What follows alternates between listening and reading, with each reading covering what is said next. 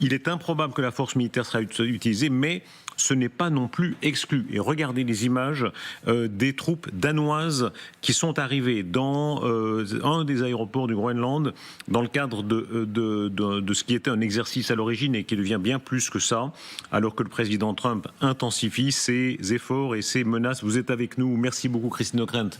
Bonsoir Darius. Bonsoir, vous signez le Trump de A à Z chez De Noël, ouvrage doublement de circonstances. Merci à Benoît Billan, historien militaire, spécialiste de la chose militaire. Elisabeth Shepard-Selam, bonsoir. Bonsoir Darius. Et le général Desportes, bonsoir. Mon général, écoutez ce soldat danois, il arrive sur place et on n'en est pas encore au combat, mais enfin c'est de la dissuasion. Il dit pourtant on va s'amuser, écoutez-le. Nous partons en exercice pour s'entraîner à la guerre dans le froid. Je suis sûr que ça va être très amusant.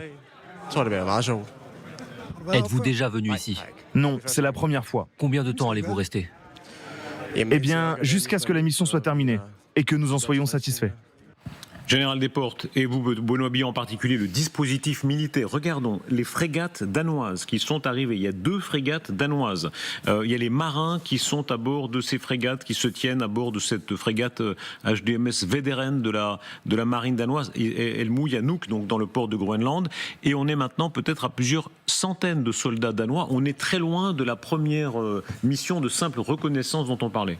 Absolument. Aujourd'hui, on ne joue plus. Je crois qu'il faut dissuader maintenant et pas plus tard. Donc moi, je trouve que cet apport est tout à fait important. Ce qu'a dit le Premier ministre groenlandais est tout à fait important. Et j'espère que l'Europe va continuer rapidement à envoyer des troupes et à grossir nos contingents.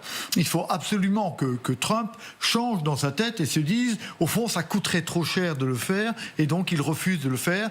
On est bien là pour ça. Ces forces sont bien là pour ça, pour changer dans la tête de Trump le coût de l'action. On le prend au sérieux. Il faut le prendre au sérieux et en même temps, le président des États-Unis est en conférence de presse en ce moment même. Donc on se dit, il va dire des choses définitives et importantes. Qu'est-ce qu'il fait? Il commence par dire, ah ben voilà, mon bilan est exceptionnel, mais mes communicants sont nuls, puisque les Américains ne comprennent pas que mon bilan économique est exceptionnel. Et regardez ce qui se passe à Minneapolis. Et il passe 20 minutes à montrer des images de gens évidemment, dont il souligne les crimes, les méfaits, etc., les tronches, et c'est totalement décousu. Et donc on se rend compte d'une chose, me semble-t-il, c'est qu'en fait, il est très préoccupé par sa chute relative dans les sondages, et en tout cas les chiffres qui sont sortis depuis 2 jours sur finalement le jugement des Américains sur cette première année de mandat, et c'est un jugement négatif, en particulier en ce qui concerne le coût de la vie, mais aussi le Groenland, et aussi toutes ces aventures extérieures vis-à-vis desquelles le socle MAGA reste totalement réticent. Et donc on voit un président qui en ce moment même est en train de se dire comment est-ce que je convainc mon opinion publique que je suis le meilleur, parce que évidemment je suis le meilleur. À chaque fois on a dit il n'osera pas, il n'osera pas frapper en Iran, il a frappé. On a dit il n'osera pas frapper au Venezuela, il a frappé. Il est allé chercher comme ça Manu Militari, le chef d'un État, un dictateur, mais enfin quand même c'est un chef d'État en exercice. Est-ce que cette fois-ci encore on sous-estime le fait qu'il ira vraiment? Je pense qu'on aurait tort de sous-estimer le fait qu'il ira vraiment, parce que Donald Trump s'est trop engagé pour faire marche arrière. C'est-à-dire que l'option militaire ne me semble pas être celle qui est aujourd'hui la plus probable, mais elle reste possible. Et ce qui est certain, c'est qu'il y a une volonté américaine d'acheter le Groenland. C'est ça, en fait, ce que veut faire Trump. Et donc, toute cette stratégie de pression vise à faire céder les Européens, à fissurer l'unité des 27. Penser que 1, puis 2, puis peut-être 3 pays vont céder sur 27, c'est un pari qui peut être gagnant. Et donc on aurait tort de ne pas se méfier des initiatives américaines, pas seulement militaires, et les Européens diplomatiques vis-à-vis des sont déjà divisés. Donc là, il a remporté une petite bataille.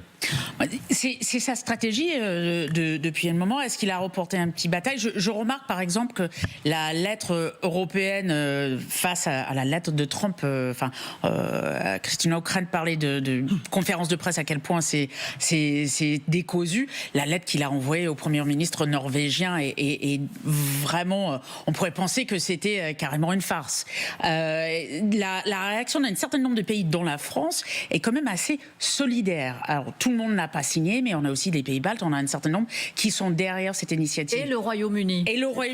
Donc je pense qu'il faut, beaucoup mettre l'accent sur les divisions. Je pense qu'il quand même faut mettre l'accent sur le fait qu'il y a un certain nombre de pays qui sont au contraire mobilisés. Maintenant, à terme, si c'est une invasion militaire, ce qu'il ne faut pas exclure, parce que je trouve qu'il est assez volatile aujourd'hui, il peut faire tout et rien, comme on a vu avec l'Iran. Aujourd'hui, il faut quand même se préparer, et ça, c'est très important. On va entendre plus tard de quelle façon il est en train d'engager un bras de fer en particulier avec Emmanuel Macron, en publiant des messages privés sur la suite des événements. Mais d'abord, si on reste à l'option militaire, écoutez-le, Trump qui dit « Personne ne s'opposera à moi ». Que comptez-vous dire aux dirigeants européens à Davos lorsqu'ils s'opposeront à votre projet concernant le Groenland? Eh bien, je ne pense pas qu'ils s'y opposeront trop. Écoutez, nous devons l'avoir. Ils doivent le faire. Ils ne peuvent pas le protéger. Les Danois sont des gens formidables. Je connais leurs dirigeants. Ce sont des gens très bien. Mais ils ne s'y rendent même pas. Et vous savez, ce n'est pas parce qu'un bateau s'y est rendu il y a 500 ans et en est reparti que cela vous donne un droit de propriété. Voilà, quels sont les moyens militaires dont Trump dispose, qu'il est en train d'avancer pour tenter d'enserrer le Groenland? D'abord, prenons la carte générale de l'Arctique, puisqu'on voit que les Danois sont là, on les a vus, les Français sont là, voilà. Expliquez-nous la position des Américains pour l'instant. Alors, ils ont des troupes en Alaska et ils ont des troupes dans la base de Pituffik sur le sol même du Groenland. Oui, absolument. Ils ont des troupes au Groenland depuis la Seconde Guerre mondiale, en réalité. Et ils peuvent assez facilement organiser un pont aérien pour renforcer ces troupes. Ce qu'on ne voit pas, c'est toutes les troupes qui sont au sud du Canada, c'est-à-dire dans les États-Unis continentaux eux-mêmes. Les équilibres de force ne sont de toute façon pas en faveur des Européens. J'ajoute qu'en plus, les Danois et un certain nombre d'autres pays, la majorité des pays de l'OTAN, sont équipés de matériel américain ou d'origine américaine. Les bateaux qu'on a vus tout à l'heure, leurs radars sont américains, leurs missiles sont américains. Donc en fait, ça crée une dépendance militaire qui fait que de toute façon, l'option armée n'est pas véritablement. Mais ça veut dire quoi? Attendez, que les Américains peuvent les désactiver s'ils le veulent? Non, pas nécessairement, mais par contre, ils en connaissent extrêmement bien les performances puisque c'est eux qui les ont fabriqués et livrés. Ce que vous racontez est vertigineux. Je rappelle, on vit une soirée incroyable où on apprend que les Canadiens ont fait une simulation pour voir ce qui se passerait si les États-Unis les attaquent. Et ils disent, on va se battre, mais on tiendrait une semaine. Très bien. En tout cas, il se battrait. Je crois que Trump ne franchirait la frontière que s'il avait la certitude qu'il n'aurait pas à se battre. Je crois que c'est un peu la même chose. C'est pour ça qu'on ne peut pas rejeter l'option militaire. Très probablement, ça ne se passera pas. Il ne faut surtout pas souhaiter que ça se passe. Mais on ne peut pas la rejeter. Vous savez, la dissuasion, on ne dit pas on ne tirera jamais notre bombe nucléaire parce que c'est dangereux. On sait bien que si la France tire nucléaire, par exemple, la France sera détruite. Mais en même temps, on est absolument obligé de le faire. Aujourd'hui, on est au temps de la détermination. Le blocus, est-ce que c'est possible? C'est-à-dire, bien en dessous, évidemment, de l'affrontement, personne ne pense en l'état qu'il y aura une grande guerre, mais un blocus, comme c'est beaucoup arrivé dans l'histoire, où une puissance essaye de faire plier l'autre, simplement en empêchant la navigation, l'arrivée des marchandises, etc. etc. Le blocus, c'est la guerre. Le blocus de quoi? Le blocus du Groenland, oui. Il y a 57 000 habitants, pardon, je vous ai interrompu. Le blocus n'a pas de sens. Trump est un promoteur immobilier. Ce qu'il aime, c'est la propriété. Il l'a dit encore au New York Times, il a dit « quand on est propriétaire, c'est mieux, c'est pas pareil ».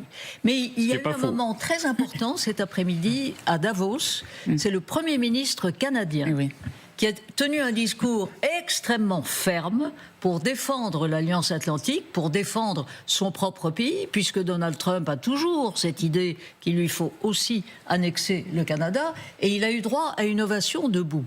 Donc il y a un moment où, quels que soient les scénarios militaires qu'il faut certainement envisager avec sérieux, parce qu'on a affaire à un président des États-Unis qui dit lui-même que la seule limite à son pouvoir, c'est son sens moral. Mais il ne faut pas oublier qu'il y a quand même au Congrès, qu'il piétine allègrement, notamment des républicains et des sénateurs républicains qui, pour des raisons ne serait-ce que générationnelles, sont attachés à l'Alliance Atlantique. Des militaires américains qui sont attachés à l'Alliance Atlantique. Quels sont les moyens militaires? On voit ces images de cette unité américaine qui se trouve pour l'instant en Alaska. Alors, je ne sais pas combien de temps il faut pour aller d'Alaska au Groenland, mais enfin, en avion de guerre, j'imagine c'est assez rapide. Un certain temps. La distance est quand même assez importante.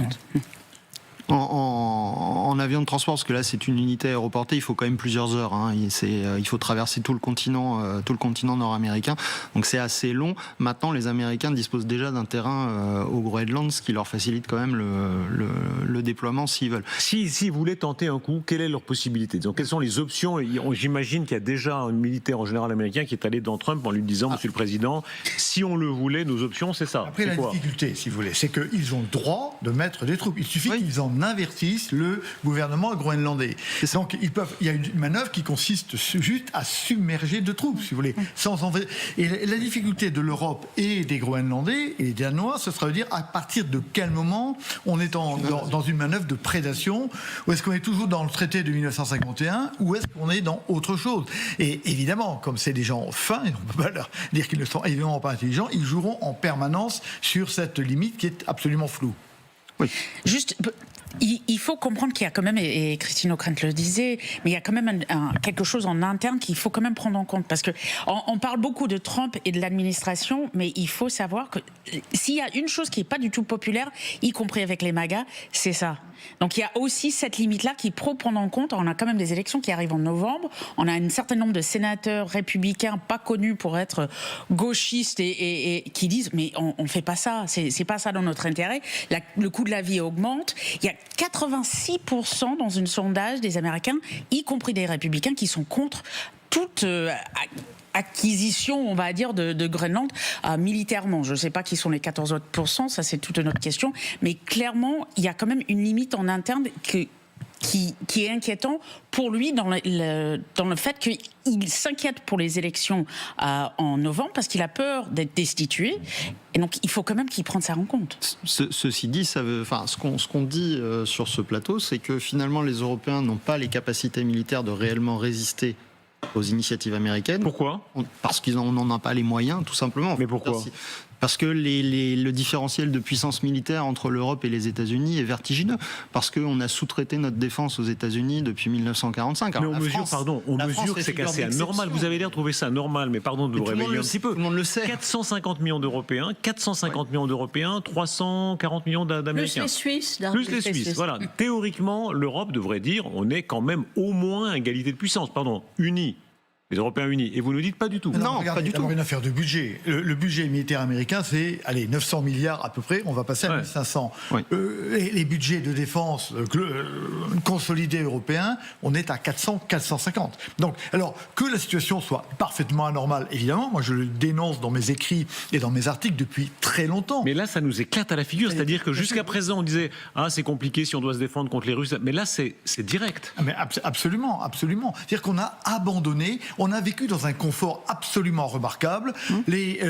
L'argent du taxpayer américain paie notre défense et nos impôts à nous vont dans l'État-providence. Et c'était absolument exceptionnel. Et dans l'achat d'armes américaines. Et dans l'achat d'armes américaines, évidemment. Que nous dit Trump? Mais c'est pas très étonnant, mais Trump, il a fait la même remarque que vous. Mais attendez, vous êtes 450 millions, vous êtes le premier marché économique au monde et vous voulez que je vous défende. Il dit non, et il a raison. Mais ce que dit Trump, nous aurions dû nous en apercevoir bien avant. Nous étions endormis dans un paradis artificiel et tout d'un coup, on se retrouve au grand froid. C'est désagréable. Sachant qu'il n'y a pas que Trump qui le dit. Toutes les administrations américaines, démocrates ou républicaines, le répètent aux Européens depuis des décennies. Donc nous n'avons pas voulu faire les efforts parce que notre modèle économique est aussi construit sur une dépendance stratégique aux États-Unis. Et donc, en fait, aujourd'hui, quand même aussi, faut le dire, les Américains, moi je pense à Madeleine Albright. C'est alors, Madeleine Albright, quand au moment de Saint-Malo, au moment où on veut construire peut-être quelque chose de plus important au niveau européen, elle dit,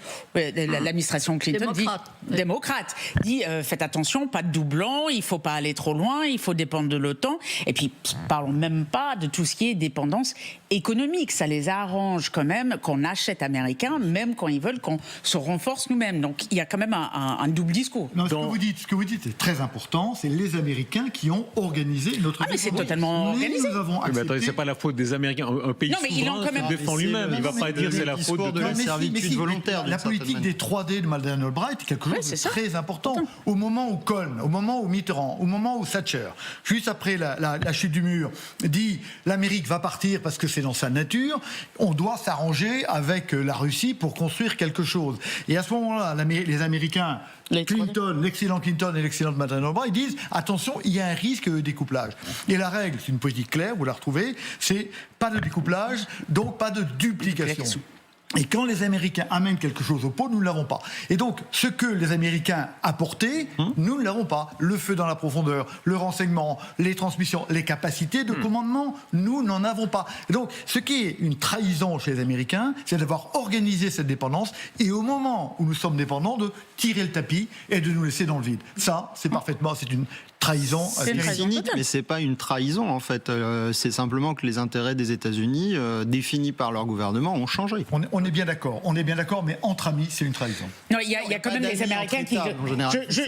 Juste pour dire, il y a quand même des Américains qui le considèrent comme une trahison. Si vous parlez avec certains militaires, avec certaines politiques, notamment de droite, c'est quand même considéré comme une trahison. Il faut le dire.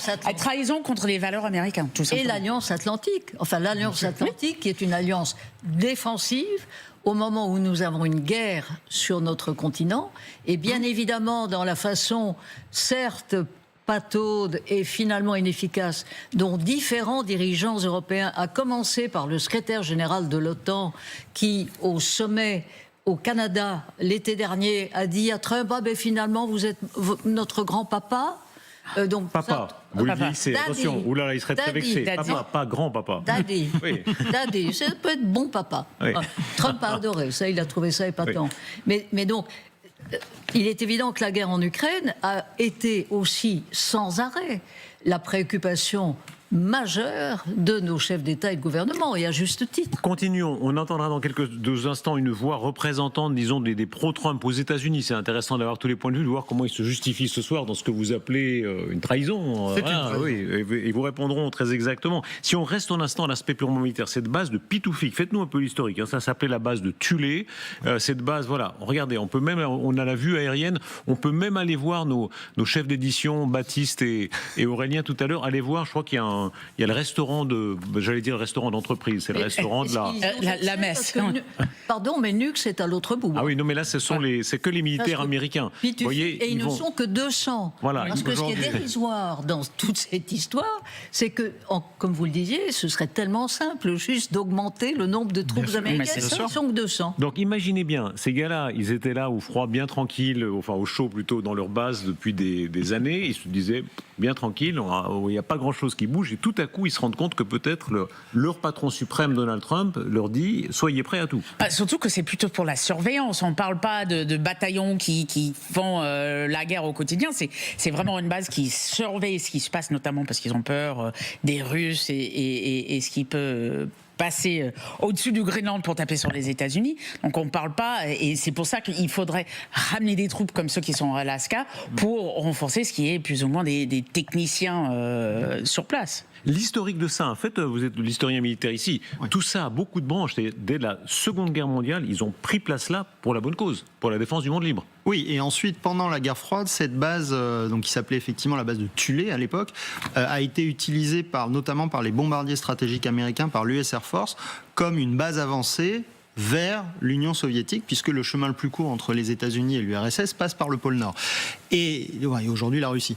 Et à la fin de la guerre froide, la menace russe diminuant, les effectifs qui sont montés à plus de 10 000 hommes quand même, donc c'est une base qui a des infrastructures étendues, ont été considérablement réduits.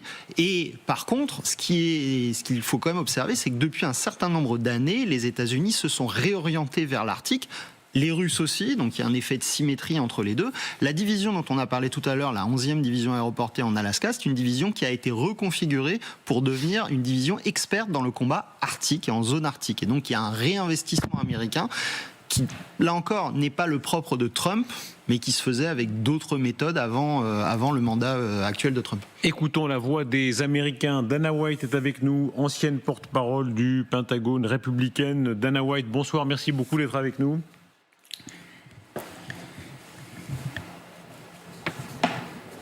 C'est une émission spéciale à laquelle vous participez. On va voir dans quelques instants les réponses du président Trump au président Macron et vice-versa. Mais d'abord, Dana White, expliquez-nous pourquoi... Je ne l'entends pas, moi. Vous nous entendez? Pas trop. Pas encore. On va peut-être affiner la liaison. Si on reste dans un instant sur l'aspect historique, cette base, elle a été à ce point dominée par les Américains qu'il y a même eu un accident. Ils ont perdu là une bombe nucléaire, des bombes nucléaires, et personne ne sait très bien où elles sont. Non, elles ont été effectivement, j'y pensais, il y a eu un bombardier, un B-52 je crois, qui s'est écrasé et les bombes ont été dispersées dans le crash, on ne les a jamais retrouvées. Et elles sont toujours quelque part prises dans la glace. Il y a eu aussi à une époque l'installation d'une mini-centrale nucléaire pour alimenter une base souterraine. Là encore, tout n'a pas été démantelé. Donc il y a toute une pollution historique liée à cette implantation militaire au Groenland. Tout ça montre les Américains, alors avec Trump, superlativement, mais même avant, se comportent un peu en colons. Non, il y a un traité. Le droit international est respecté. Sauf qu'ils l'ont violé là, parce qu'ils ont mis secrètement des bombes, ils voulaient mettre secrètement des bombes sous la glace, les Danois les ont aidés à écouter secrètement les Européens, enfin il y a beaucoup de violations du droit. Certes, mais il y a un traité. Et donc le Danemark a accepté que les États-Unis d'Amérique aient une base sur cette immense île gelée. Et il y a une histoire merveilleuse, si vous relisez, et je vous le conseille, Les Rois de Thulé de Jean Malory. Jean Malory, donc cet explorateur français extraordinaire qui arrive, alors pour le coup en chien de traîneau, parce que maintenant Trump se moque des Danois en disant ils ont ajouté deux traîneaux à chiens, bref. Et donc Malory arrive dans cette extrémité nord-ouest de cette immense île, et tout à coup il voit des bâtiments qui n'étaient signalés sur aucune carte. Ça c'est dans les années 50. Et donc c'était Thulé à l'époque. On va écouter le président de la République, parce que, écoutez, c'est Emmanuel Macron, parce que les Européens ont encore espoir de raisonner les Américains et essayent quand même de dire toute cette violence est inutile, pas d'agressivité. Le président de la République l'a répété d'ailleurs à Davos, il dit pour l'instant cela reste des exercices et tout est fait pour dire aux Américains, voilà, retrouver la raison. Écoutez le président de la République. Il est évident que la France et l'Europe sont attachées à la souveraineté nationale et à l'indépendance. C'est en raison de ces principes que nous avons décidé de participer à l'exercice commun au Groenland, sans menacer personne, mais simplement en soutenant un allié pays européen, le Danemark. Voilà, l'Europe a encore des espoirs. Je rappelle, le président de la République a des choses à l'œil. C'est pour ça qu'il a ses lunettes d'aviateur. Ça vous fait sourire, c'est pas bien. Lunettes de glacier. Des lunettes de glacier, vous avez raison. C'est davantage de circonstances. Quoi qu'il en soit, les Européens, le président de la République au premier chef, essaient encore de se dire on ne dépassera pas, voilà, Trump joue. Bien sûr, mais il a raison. Il faut éviter l'escalade. On sait qu'en face de nous, on a un semi-fou, soyons clairs, et que donc il peut réagir, qui est très épidermique dans ses réactions.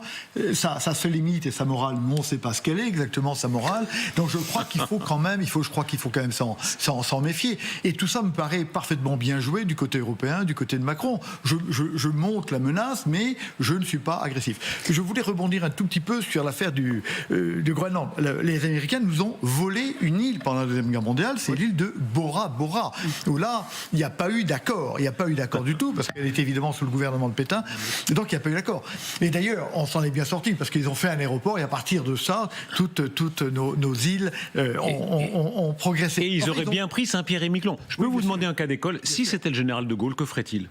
Est-ce qu'il se laisserait piétiner comme ça par les Américains? Sûrement pas. Qu'est-ce qu'il ferait? Sûrement pas. Mais écoutez, moi je pense que le président Macron a une posture assez gaullienne. Est-ce qu'il peut faire plus? Je n'en sais rien. Mais en tout cas, il dit non. Il y a un moment donné où il faut marquer... On écoute Donald Trump. Écoutez. D'accord.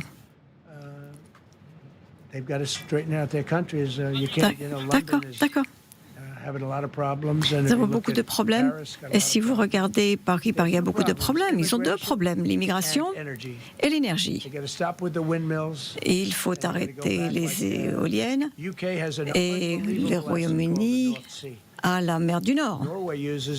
La Norvège l'utilise et se fait une fortune. Ils ont la meilleure partie et ne font rien. Mais je m'entends très bien quand même avec eux, avec les Anglais. Est-ce que vous êtes norvégienne? Oui. Oui, elle ressemble à une Norvégienne. Vous avez dit au Premier ministre de Norvège que vous n'avez pas eu le prix Nobel et que j'ai beaucoup de respect pour la Norvège, mais je pense que la Norvège contrôle le prix Nobel. Il faut comprendre une chose. Donc moi j'ai réglé 8 guerres. Pour chacune de ces guerres, chaque participant, je n'avais rien demandé, il y a eu des recommandations de fait en ce sens pour moi, mais j'ai réglé 8 guerres. Aucun autre président n'a réglé autant de guerres. Et j'en ai réglé 8. La raison pour laquelle je l'ai fait, c'est que c'est plus facile pour moi de le faire.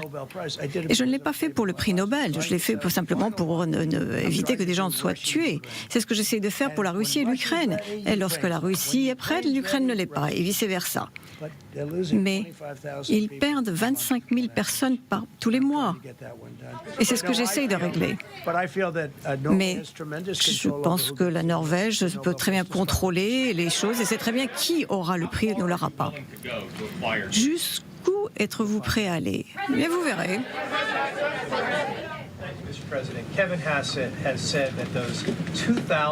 Kevin a dit que ce sera au Congrès de décider s'il peut y avoir des droits de douane supplémentaires. Est-ce que vous pensez que vous pouvez le faire? Je ne pense pas que l'on ait besoin de passer par le Congrès, mais nous verrons. La raison pour laquelle nous en parlons, c'est que nous avons tellement d'argent qui rentre en raison des droits de douane que nous pourrons au moins émettre des dividendes de $2 000 et payer également des taxes. Mais nous offrons des dividendes de 2 000 à nos citoyens. Et là où cela a un sens, nous allons pouvoir offrir des dividendes très substantiels à nos citoyens et je pense que nous pourrons le faire sans passer par le Congrès. Vous avez dit hier sur Truth Social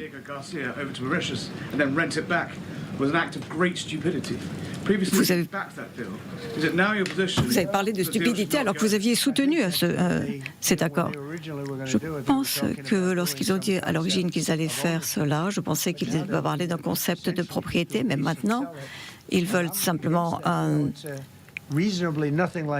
accord et le vendre. Je pense qu'il n'y a rien de raisonnablement similaire au Groenland, mais je pense que c'est une région importante du globe. Je ne sais pas pourquoi est-ce qu'ils feraient cela. Est-ce qu'ils ont besoin d'argent, Monsieur le Président? Avec votre soutien au gouvernement syrien, est-ce que vous pensez avoir évité une autre guerre civile et un bain de sang en Syrie? Oui, j'ai fait du bon travail. Le gouvernement syrien, au cours de ces 2 dernières semaines, a dû utiliser la force pour mettre en place ces forces dans des régions spécifiques pour garder des prisonniers, les prisonniers terroristes qui sont parmi les pires au monde. Le président de la Syrie travaille dur, très dur. C'est une personne robuste. Mais ce n'est pas un enfant de cœur que l'on peut mettre en place là-bas. Je lui ai parlé hier, nous parlions des prisons, de ce qui se passait. Nous avons les pires terroristes au monde dans ces prisons.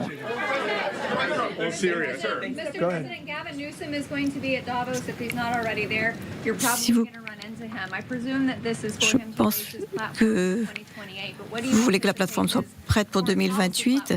Que pouvez-vous nous dire sur cette plateforme étrangère? J'avais de très bonnes relations avec Gavin. Lorsque j'étais président, il était gouverneur de Californie. Nous parlions.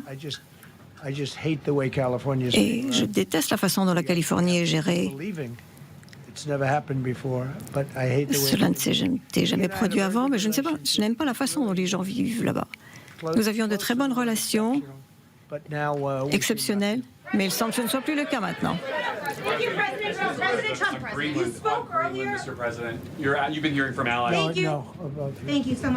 Merci, Monsieur le Président. Lorsque vous avez parlé de l'élection 2000, 28, des charges ont été confirmées, des charges criminelles ont été confirmées pour Maduro. Qu'est-ce que vous pouvez nous dire sur le Venezuela et les élections de 2020? Il est emprisonné à New York. Est-ce que vous pensez avoir des réponses sur l'implication du Venezuela dans les élections de 2020? Non, je ne pense pas que je ferai cela. Je pense que Maduro ne sera pas content. Je pense qu'il y a des choses qu'ils ont apprises. Qu'est-ce qui se passera pour le Groenland si le Congrès n'est pas d'accord avec vous? Eh bien, il faudra que j'utilise autre chose. Regardez le mot licence, regardez d'autres choses. Peut-être il y a d'autres possibilités, mais ce que nous faisons maintenant, c'est le plus rapide, le plus facile, le moins compliqué.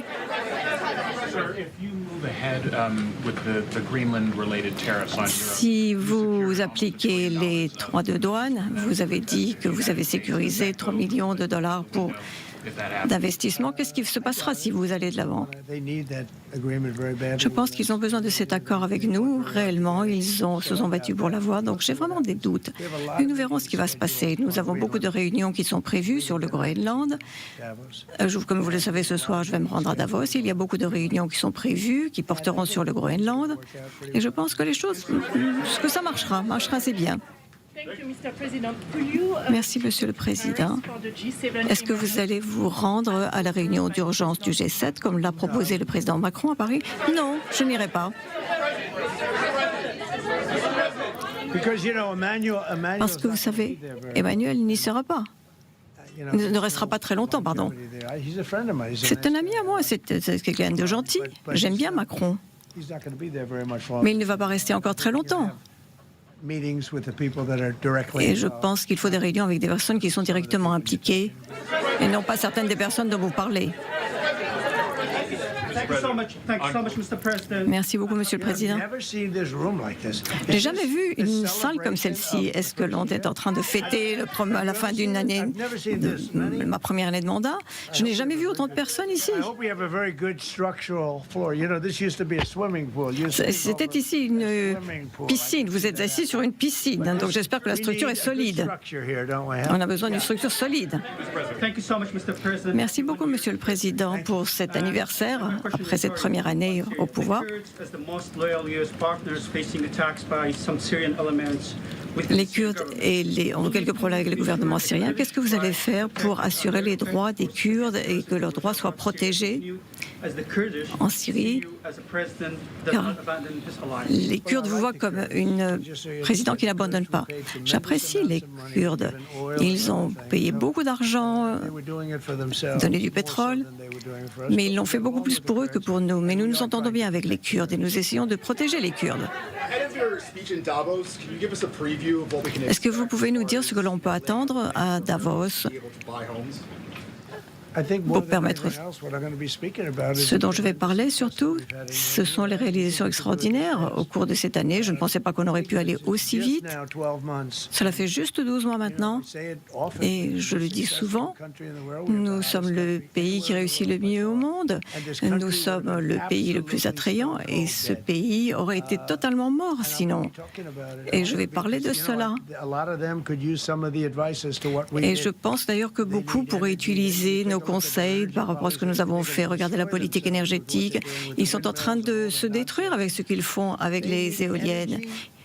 Ils ont besoin d'énergie, d'aide, sinon ils auront vraiment de gros problèmes. Et il faut également qu'on puisse les aider sur le plan de l'immigration.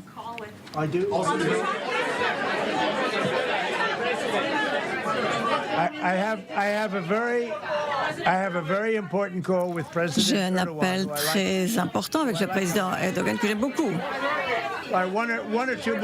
Encore une question ou deux? Allez-y. Thank you, Mr. President. During your second... Go ahead. Thank you, Mr. President. La personne en rouge. Vous avez beaucoup parlé des réalisations économiques, mais la majorité des Américains ne pensent pas que l'économie se porte si bien. Est-ce que vous faites la même chose, les mêmes erreurs que le président Biden? Non, je n'ai pas fait les mêmes erreurs. J'ai hérité de quelque chose de terrible et c'est une question importante. Nous avons hérité vraiment de quelque chose de catastrophique au niveau des frontières, enfin partout, tout le le pays commençait à s'écrouler. Et en moins de 12 mois, nous avons donc sécurisé nos frontières comme jamais auparavant. Nous avons des prix qui sont beaucoup plus bas qu'ils ne l'étaient avant. Nous avons hérité de prix extrêmement élevés. N'oubliez pas cela. L'inflation était à un niveau historiquement élevé. Nous n'avions jamais eu une inflation comme cela. En 48 ans, ou même avant, nous avons eu le taux d'inflation le plus élevé que jamais dans notre histoire. Et de ce fait, les prix étaient très élevés. J'ai hérité de cela. Nous avons fait baisser le prix des œufs immédiatement. Et pendant 2 jours, cela faisait 2 jours que j'étais au pouvoir et j'ai demandé à ce que les prix des œufs baissent. Et nous avons continué ainsi. Nous avons fait baisser les prix. Et par rapport à ce que Biden avait, c'était beaucoup plus bas.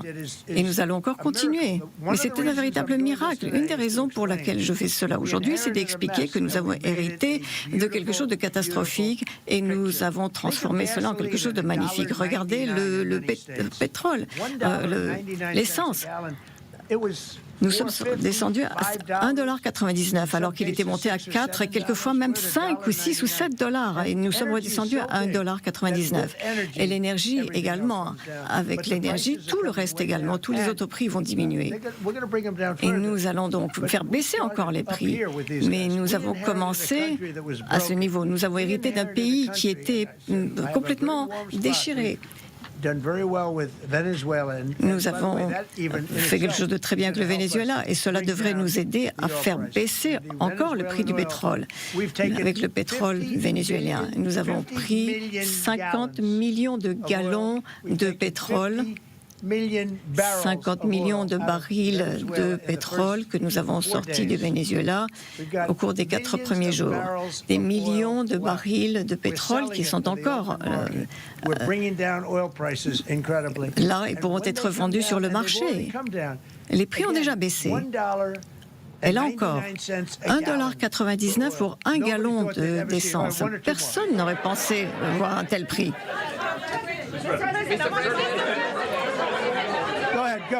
Allez-y, oui. Pour l'Iran, est-ce qu'il y a encore une option militaire de possible sur la table?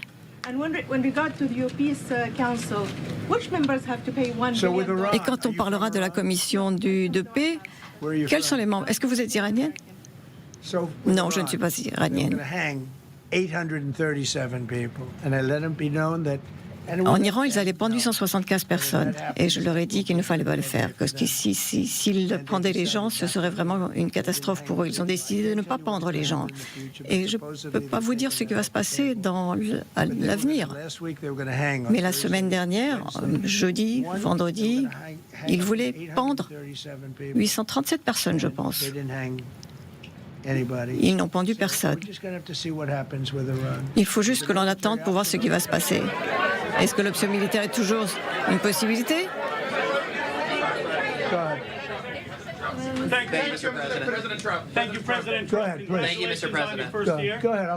Allez-y, je vais prendre votre question. Allez-y, là. Merci, Monsieur le Président. Vous aviez promis que l'Amérique serait toujours en premier. Comment pensez-vous gagner le prix Nobel et améliorer la vie des Américains moyens? Non, cela n'aurait pas amélioré la vie de l'Américain moyen. J'ai probablement sauvé des dizaines de millions de vies. Si vous regardez les guerres dont vous parlez, ce sont des millions de personnes. Vous multipliez cela par 8. Mais lorsque vous regardez l'Inde et le Pakistan, on aurait pu avoir 10, 20, 50 millions, peut-être même plus de personnes que j'ai sauvées. Donc j'ai sauvé des millions de personnes. Et pour moi, c'est ce qui importe. Vous avez dit que peut-être on n'est pas très positif par rapport à l'économie, c'est en raison de mauvaises personnes. Mais est-ce que l'Américain moyen a tort de penser que les prix sont encore élevés? Je pense que beaucoup de gens écoutent les fake news et je ne blâme personne pour cela. Je me blâme moi-même. Je pense que nous avons fait du bon travail, beaucoup mieux que nous n'aurions pu. Ce n'est pas de la promotion gestion, nous faisons du très bon travail et nous laissons la promotion parler d'elle-même. Une des raisons pour laquelle j'ai tenu cette conférence, c'est que je pense que c'est important. Nous sommes arrivés dans un désordre total et nous avons tout amélioré. Ça sera encore meilleur plus tard. Mais si vous regardez les prix il y a 1 an ou 18 mois, ils étaient beaucoup plus élevés qu'actuellement. Et il parlait de quelque chose d'abordable. Mais cela, les choses n'étaient pas abordables. Nous avons résolu ce problème de l'abordabilité. Là encore, tout le monde dans cette salle est d'accord pour dire que les prix de l'essence ont diminué considérablement. Lorsque le prix du pétrole diminue, le reste diminue également. Nombre de produits d'épicerie également ont vu leur prix baisser. Tout cela s'est produit, s'est passé. Mais si vous regardez ce qui s'est passé il y a 1 an, 18 mois ou 2 ans, regardez les prix à l'époque et regardez les prix maintenant, comparez.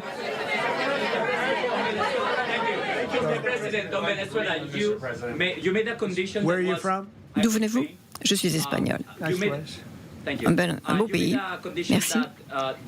Pour le Venezuela, vous avez dit que les prisonniers politiques devaient être libérés et il semble que cela n'ait pas été aussi rapide que ce qui avait été prévu.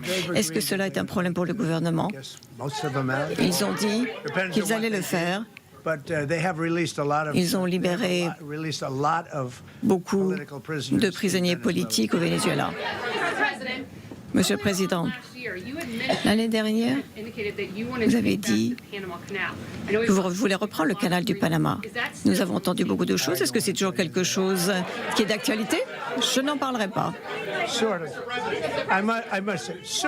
D'une certaine façon.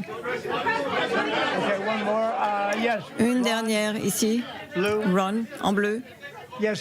Allez-y, madame en bleu. La dame qui a un ordinateur dans les mains. Votre détermination à prendre le contrôle du Groenland, cela amènerait à détruire l'OTAN. Est-ce que vous êtes prêt à payer le prix? Vous voulez dire la fin de l'OTAN? Intéressant. Je pense qu'il va se passer quelque chose qui sera bon pour tout le monde. Personne n'a fait plus pour l'OTAN que je l'ai fait. Je l'ai déjà dit. Et cela sur tous les plans. Amener les gens, les pays à dépenser 5% de leur PIB et payer... À 2%, ils ne payaient pas, à 5%, ils payent. Et ils achètent beaucoup de choses chez nous.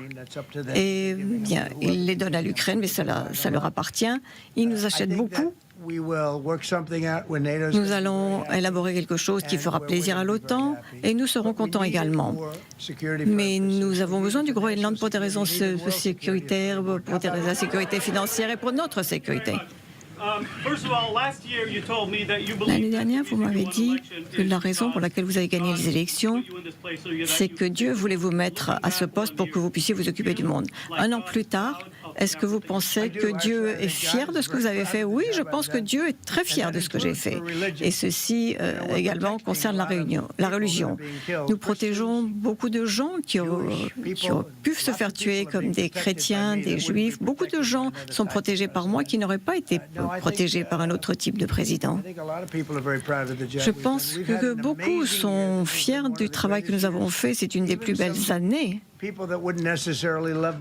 Et même les gens qui ne m'aimaient pas forcément disent c'est incroyable, nous avons eu une année incroyable sur le plan économique. Regardez nos frontières étaient une catastrophe. C'était une véritable invasion dans notre pays.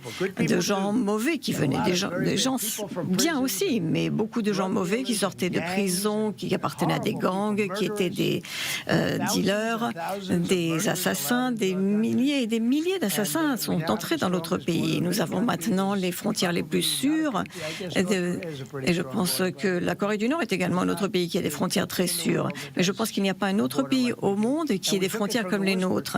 Et nous sommes partis d'une situation très mauvaise. Nous avions les pires frontières, maintenant nous avons les frontières les plus sûres. Une dernière question. Ça veut dire qu'il faut faire quelque chose au Groenland. Le Groenland a dit clairement qu'ils ne veulent pas appartenir aux États-Unis. Non, mais lorsque je leur aurai parlé, ils seront ravis.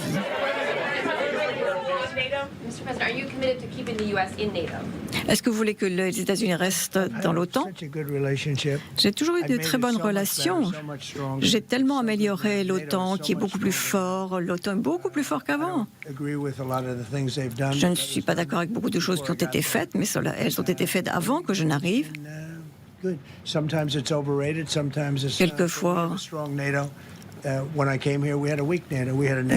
nous avions donc un OTAN qui était très faible et qui maintenant est un OTAN fort. Ils dépensent 2% de leur PIB pour les dépenses militaires et l'OTAN ne peut être bon que si nous sommes tous bons.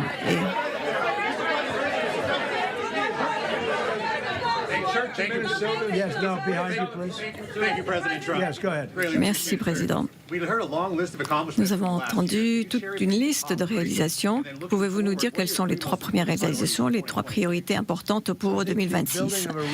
Je pense que mettre en place une armée puissante était très importante, et cela inclut le Venezuela, l'attaque contre l'Iran et l'élimination de la menace nucléaire. Et je pense que ça a été quelque chose d'extraordinaire que nous avons fait sur le plan militaire. Ce que nous avons fait également sur le plan économique était extraordinaire. Nous avons 18 000 milliards de dollars qui entrent, des milliers d'usines qui ont été construites à travers le pays. 18 000 milliards est un record. Aucun autre pays ne peut se vanter de quelque chose de similaire. Et je pense que la nation la plus favorisée pour la drogue, je pense que personne n'aurait pensé à cela. Nous n'aurions pu jamais continuer. Et j'ai dit, si vous ne l'acceptez pas, nous allons mettre un droit de douane de 10, 20 ou 30%, et les prix des médicaments vont diminuer à un niveau que l'on n'aurait pas pensé possible.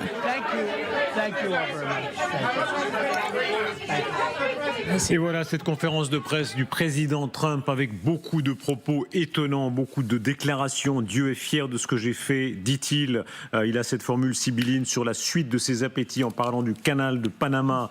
Il s'en prend aux États de l'Europe en disant qu'ils sont minés par leur politique de l'immigration et de l'énergie. Et aussi et surtout, il parle du sujet de la soirée. C'est la suite de notre émission spéciale, le Groenland, avec sa volonté de le prendre soit par des méthodes douces, soit par la force. J'ai besoin du Canada, il le répète, avec cette pique, c'est du Groenland, pardon, avec cette pique. Il répondait à une question d'ailleurs de Sonia Dridi de LCI tout à l'heure qu'il a lui posée. Pique à Emmanuel Macron, je n'irai pas au G7, dit-il. J'aime bien Emmanuel Macron, mais il ne restera pas très longtemps. C'est le bras de fer qui est engagé avec la France. Christine Ockrent. Oui, mais comme le disait très bien le général Desportes tout à l'heure, la posture du président de la République est la bonne. C'est-à-dire que Emmanuel Macron continue de faire de la diplomatie. C'est ce qu'il faut faire. J'espère qu'on continue aussi de faire de la politique au Congrès et que les Européens continuent de rappeler, encore une fois, aux sénateurs, aux élus de la Chambre des représentants, aux milieux économiques, que leurs intérêts conjugués sont de continuer à respecter leurs alliés. Donc certes, on sait que Trump manie le sarcasme, il manie le mépris. Ce sont, si vous vous souvenez de Don Corleone, dans des films bien connus, vous avez le même vocabulaire, le même comportement. Et toujours cette idée que moi, promoteur immobilier, je suis le plus fort, donc je vais mettre les enchères très haut, et puis les autres, ils vont se dégonfler. Hein. C'est toujours le même scénario. S'agissant d'Emmanuel Macron, il est un fait que la France est affaiblie par ses problèmes de politique intérieure. Il est un fait que le calendrier présidentiel est ce qu'il est. Mais enfin, il reste quand même 1 an de mandat à Emmanuel Macron. Et lui, Trump, il n'a quand même que quelques mois jusqu'aux élections de mi-mandat. Donc, si le fonctionnement démocratique est respecté aux États-Unis, c'est ça. Ça reste à voir. Avec cependant cet affolement en Europe. Hein. On verra dans les épisodes, dans ce qui va arriver, c'est-à-dire le déploiement militaire qui est en train de se rapprocher du Groenland. Il y a cette pique lancée à Emmanuel Macron. Il n'est plus là pour très longtemps, dit-il. Et puis l'affolement des Européens. Beaucoup sont dans une haine de Trump maintenant qui font qu'ils se tournent même, vous avez vu, vers le Parti communiste chinois. C'est-à-dire qu'ils sont tellement affolés par ce qui se passe qu'ils disent on va peut-être davantage travailler avec la Chine. Ouais, justement, c'est ça qui est intéressant parce que tout ce que Trump voulait, c'est juste justement de séparer tout le monde de la Chine, notamment, qui était, depuis Obama, notamment, cette grande ennemie, ou en tout cas adversaire des Américains, mais en train de faire l'opposé, en réalité, en faisant tout ce qu'il fait. Et il y a beaucoup de politiques, même si je m'inquiète beaucoup pour les mi-termes, on entend beaucoup des politiques aux États-Unis qui, justement, soulignent qu'on voit les Européens se tourner vers les Chinois, et que c'est pas du tout dans l'intérêt des États-Unis. Et le Canada, Mark Carney, le Premier ministre canadien, était à Pékin il y a quelques jours. Et qui donne des leçons de morale, mais qui n'a pas eu un mot pour les Ouïghours. Donc le Groenland, ça les occupe, mais enfin, défendre les droits de l'homme en Chine, ça c'est le dernier de leurs soucis, ça c'est le double discours des Européens aussi, chacun a le sien. Quoi qu'il en soit, ici, là, la violence de ce qu'il dit, on comprend bien qu'il ne reculera pas en réalité. Non, il ne reculera pas. Par ailleurs, il considère, c'est ce qu'il faut comprendre, je pense, derrière cette remarque, qu'Emmanuel Macron est ce que les Américains appellent lame duck, c'est un canard boiteux, quelqu'un qui n'est qui est démonétisé en fait sur le plan diplomatique parce que son mandat va s'achever bientôt et qu'il ne peut pas se représenter.